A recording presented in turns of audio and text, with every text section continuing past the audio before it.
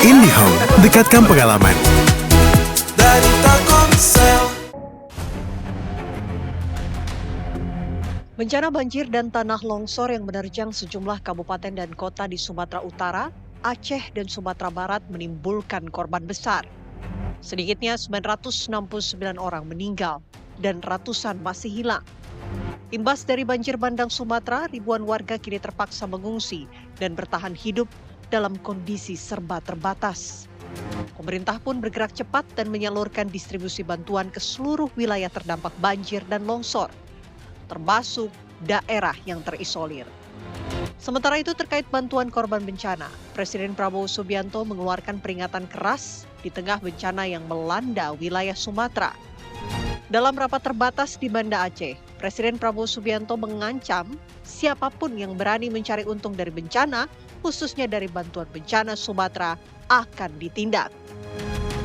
Saya ingatkan tidak boleh ada penyelewengan, tidak boleh ada korupsi di semua entitas pemerintahan. Karena ini buktinya, kita butuh setiap kemampuan kita butuh setiap uang kita untuk menghadapi dan mengatasi kesulitan rakyat. Ya, jadi ini salah satu saya ingatkan kembali semua menteri, semua pejabat, semua pimpinan, waspada, periksa jajaranmu, periksa proyek-proyek yang kalian bertanggung jawab. Ya. Saya tidak mau ada pihak-pihak yang menggunakan bencana ini untuk memperkaya diri. Ya, saya akan tidak sangat keras. Jangan ada mencari keuntungan di tengah penderitaan rakyat. Presiden menegaskan tidak boleh ada pejabat atau pihak manapun yang mencari keuntungan pribadi dari situasi darurat. Presiden juga memerintahkan kepolisian dan pihak terkait untuk melakukan pemeriksaan ketat di Pemda, termasuk memeriksa kemungkinan adanya praktik korupsi dalam penyaluran bantuan bencana. Berdasarkan data dari Badan Nasional Penanggulangan Bencana BNPB, total jumlah pengungsi yang terdampak bencana di 3 provinsi telah mencapai jutaan orang. Lalu langkah apa yang akan dilakukan pemerintah mengawasi penyaluran bantuan korban bencana agar tepat sasaran dan kendala apa saja dalam penyaluran bantuan ke warga yang terdampak bencana? Ya pemirsa, di tengah penanganan darurat, Presiden Republik Indonesia Prabowo Subianto secara tegas mengatakan bahwa akan menindak keras pada pihak-pihak yang mencoba mengambil keuntungan dari bantuan bencana. Lantas bagaimana pemerintah memastikan bahwa distribusi bantuan ini dapat tepat sasaran? Kami akan membahasnya. Bersama kami sudah hadir sejumlah narasumber di sebelah saya. Sudah ada tenaga ahli dari utama KSP Respiratory Sadam Al-Jihad. Selamat malam. Assalamualaikum Mas Sadam. Dan di sebelahnya juga ada Pak Tommy Tamtomo yang merupakan pembina Jakarta Rescue bidang logistik terpadu kebencanaan. Selamat malam Pak Tommy. Nanti kami juga akan terhubung bersama Kapus Datin dari BNPB Pak Abdul Muhari. Namun sebelumnya langsung saja kita membahas bagaimana pernyataan dari Presiden Republik Indonesia Prabowo Subianto yang kembali menegaskan bahwa tidak boleh ada yang mengambil keuntungan, tidak boleh ada yang melakukan penyelewengan atas bantuan bencana. Mas Adam, mungkin jika menelaah apa makna dari pernyataan Presiden ini? Ya, makna yang pertama bahwa ini Presiden tidak mau meninggalkan satu orang pun di bencana ini. Artinya apa? Rp1 itu sangat berarti untuk satu orang.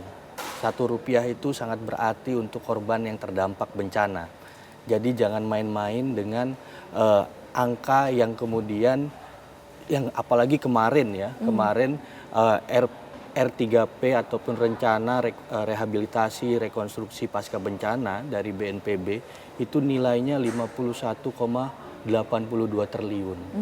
Nah, di sini kalau kita bandingkan dengan tsunami Aceh 2004, bantuan asing itu 42,9 triliun. Jadi ini lebih besar angkanya. Artinya apa? Artinya tadi yang saya sampaikan, Rp1 saja ini sudah menyakiti hati masyarakat dan mengkhianati negara. Nah, artinya ada konsekuensinya. Nah, konsekuensi yang disampaikan oleh Pak Presiden ini punya landasan hukum, yaitu di Undang-Undang Tipikor, di Undang-Undang Nomor 19 Tahun 2019. Kalau ada korupsi di momentum tertentu ini salah satunya adalah bencana, itu adalah hukumannya bisa sampai hukuman mati. Artinya apa? Artinya ini konsekuensi logis bahwa ini tidak main-main soal kebencanaan ini. Yang kedua, bahwa Pak Presiden menekankan distribusi logistik yang sudah berbagai macam didistribusikan dengan 50 helikopter, 70 alutsista dan lain sebagainya, dengan personil TNI, dengan bagaimana BBM hadir dan sebagainya.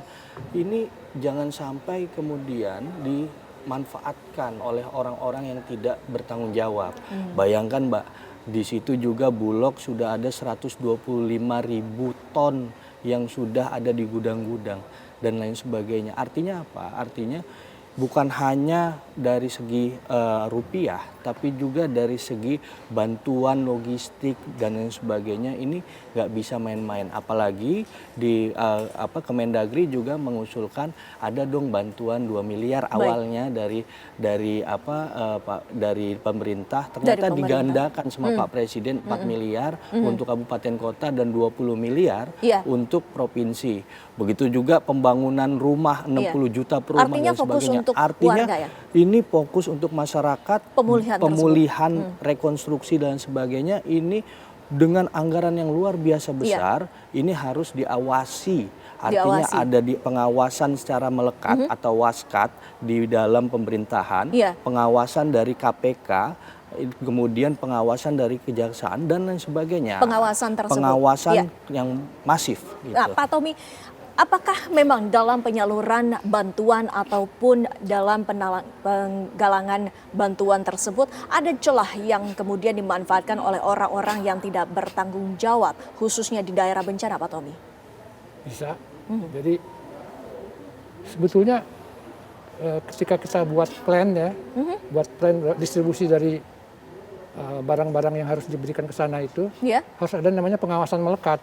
Pengawasan melekat tadi yang disebutkan Pengawasan melekat itu bisa orang, bisa teknologi.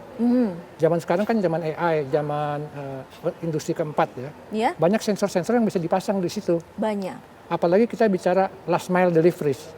Last mile delivery itu ada titik-titik yang memerlukan paling orang-orang yang memerlukan pertolongan paling itu.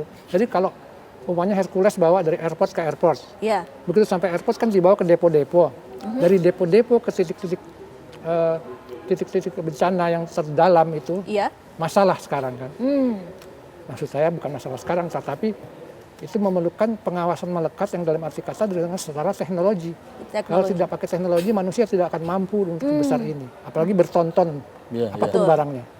Itu harus semacam begitu sampai sana, laporannya langsung nongol di sini. Jumlah 10, nongolnya jumlah 10, tersuplainya 10 kepada orang yang memerlukan. Itu bisa dengan teknologi. Nah, lantas untuk medan dari 3 provinsi yang terdampak ini tentunya berbeda-beda. Bagaimana sesungguhnya metode yang dilakukan? Apakah sama untuk ketiga provinsi?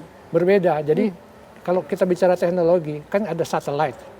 Dalam satelit itu satelit itu mendapatkan informasi digital secara optikal sama radar. Radar itu memperlihatkan di mana keadaan bencana itu seperti apa. Habis itu dengan kita memakai namanya sistem informasi geografi, kita bisa menemukan titik-titik sampai ke rumah-rumah atau rumahnya sudah hilang ke titik di mana yang kita sebut surface water. Surface water itu permukaan air. Itu kan berubah. Tadinya waternya di sini, sekarang waternya segini. Dari situ akan ketahuan bahwa memerlukan berapa ton barang yang harus dikirim ke sana. Nah dari situ, di situ ada sensor-sensor yang bisa kita pasang di titik tertentu sehingga perjalanan logistik itu bisa itu. Kemudian saya mau tambahkan, kan kita memerlukan helikopter jalannya udah hancur semua, Ya, harus sudah dibagusin banyak boleh. akses yang terputus. Sebetulnya yang paling aman, paling cepat adalah air bridge, kita sebutnya air bridge, jembatan udara. Jembatan udara itu kan sekarang kan pakai helikopter kecil-kecil.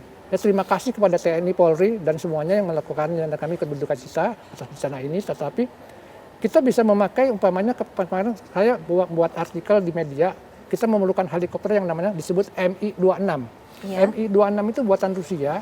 Itu bisa membawa 20 ton sekali jalan, bisa membawa bulldozer, bisa membawa apapun juga. Jadi kalau kita pakai itu tidak ada lagi. Dan kami dengar katanya mau dapat pinjaman dari Rusia untuk itu.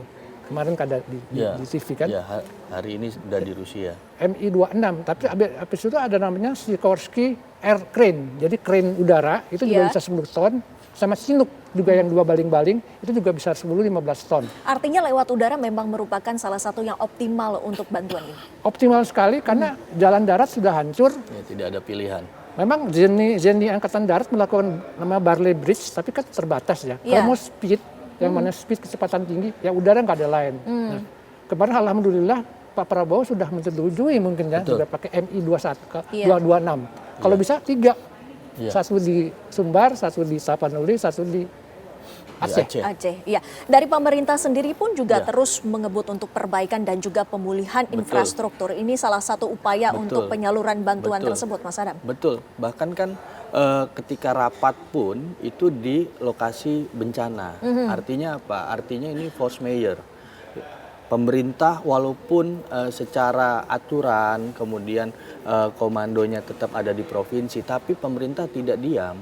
Pemerintah pusat itu kemudian mendorong, mensupport full dengan sumber daya yang maksimal. Tadi disampaikan bahwa ketika secara strategis helikopter M26 itu kemudian dipersiapkan juga. Artinya apa, Pak Presiden ini sangat concern terkait dengan bagaimana arus distribusi logistik. Ini agar cepat sampai. Yang kedua, jembatan-jembatan yang kemudian harus segera dipercepat. Makanya kemudian TNI Polri itu turun langsung, bahkan TNI dengan pasukan Zeni-nya yang memang punya kecepatan untuk membangun jembatan, logistik dan sebagainya.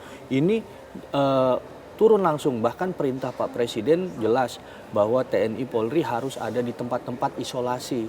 Jadi walaupun tadi ada tempat-tempat yang terisolasi, walaupun ada helikopter yang turun, itu TNI Polri sudah siap siaga untuk kemudian menerima airdropping yang kemudian dikirim bala bantuan itu.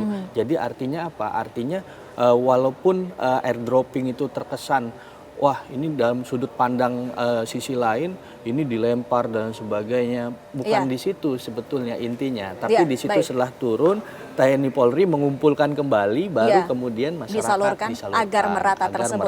Baik, Mas Adam dan juga Pak Tommy, kita akan konfirmasi bagaimana sesungguhnya data per hari ini. Kita juga langsung menyapa Abdul Muhari. Selamat malam, Assalamualaikum Pak Abdul. Selamat malam, Mbak Windy. Ya, Pak Abdul, kami ingin mengetahui untuk data per hari ini bagaimana perkembangan dan juga pencarian korban.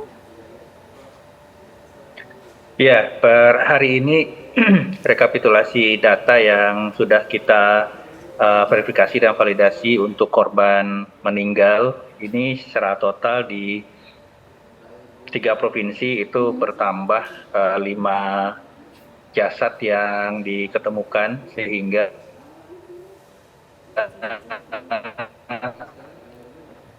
Pak Abdul? Jumlah total korban ini Rabu 10.5 itu berjumlah 969 jiwa. 969. Ya, halo. Ya, baik, sempat terputus, sudah tersambung kembali komunikasinya. Silakan Pak Abdul. Ya, kemudian untuk korban hilang ini berkurang 12 nama, karena setelah kita cross check ulang, konsolidasikan datanya dengan tim SAR, ini menjadi 252 jiwa, dan yang mengungsi 894.501 jiwa. Ini hampir 98%-nya itu ada di Aceh. Jadi ini yang masih terus kita dukung kebutuhan dan pemenuhan kebutuhan logistik dasar mereka, baik itu permakanan maupun non permakanan, Mbak Windy. Pak Abdul, apakah masih ada wilayah-wilayah yang sulit untuk dijangkau oleh tim gabungan di sana, Pak Abdul?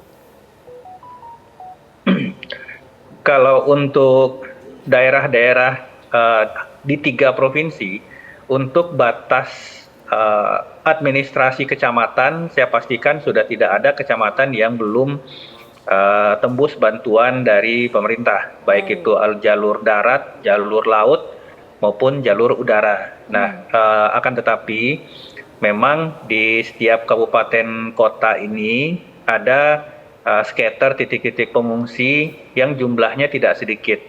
Data BNPB itu untuk jumlah titik pengungsi di satu kabupaten itu bisa 50 hingga 400 titik. Nah, ini yang terus kami coba jangkau.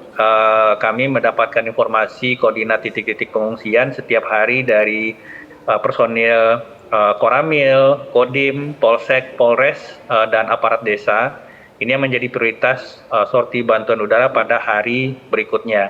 Tetapi ada yang perlu saya sampaikan, Mbak Windy, bahwa kita dalam 1 hingga 2 minggu ke depan, kami akan membangun pos-pos pengungsian atau titik-titik pengungsian terpusat di setiap kecamatan. Paling tidak ada 5 hingga 10 titik pengungsian terpusat, ada 10 tenda peleton yang per titik yang dilengkapi nanti dengan dapur umum terintegrasi dengan fasilitas MCK, layanan kesehatan dan layanan psikososial, serta ada 1 tenda untuk anak-anak mulai sekolah lagi, mulai belajar lagi. Ini kita harapkan dengan mulai turunnya saudara-saudara kita ini dari titik-titik pengungsian terpisah itu, maka layanan kami ke saudara-saudara kita yang masih di daerah terdampak bencana ini bisa lebih optimal, Mbak Windy. Ya, Pak Abdul, adakah kendala dalam pendistribusian bantuan ini, Pak Abdul? Untuk kendala teknis, satu-satunya hambatan hanya faktor cuaca. Jadi misalkan untuk Sumatera Utara hari ini itu kondisi hujan sehingga ada beberapa sorti penerbangan kami yang harus ditunda dengan alasan keselamatan penerbangan. Kami sudah kembali mempertebal lagi upaya dan meningkatkan frekuensi sorti operasi modifikasi cuaca. Jadi sejak tanggal 28 November itu BNPB, BMKG, dan TNI Angkatan Udara itu tidak berhenti melakukan operasi modifikasi cuaca. Tidak hanya untuk menjamin Satgas Darat kita, Satuan TNI, Kementerian PU, dan Balai Pelaksana Jalan dan seterusnya untuk memperbaiki dan memulihkan akses darat, membantu tim SAR gabungan memperlancar dan mengoptimalkan operasi pencarian. Tetapi operasi modifikasi cuaca ini juga menjamin bahwa unit-unit satuan udara kami bisa terbang tanpa ada gangguan cuaca. Memang ada beberapa hari hujan turun 1-2 jam, tapi ketika kita tambah sorti OMC kita itu bisa kita atasi. Secara teknis tidak ada kendala kecuali cuaca. Baik. Dan Mas Adam, upaya yang dilakukan di lapangan sudah maksimal, tapi kita ketahui juga bahwa komunikasi dan juga koordinasi merupakan salah satu poin penting yang harus dilakukan. Nanti dijawab bagaimana proseduralnya. Nanti kita akan bahas kembali dan dialog kami akan kami hadirkan kembali usai jeda pariwara berikut ini.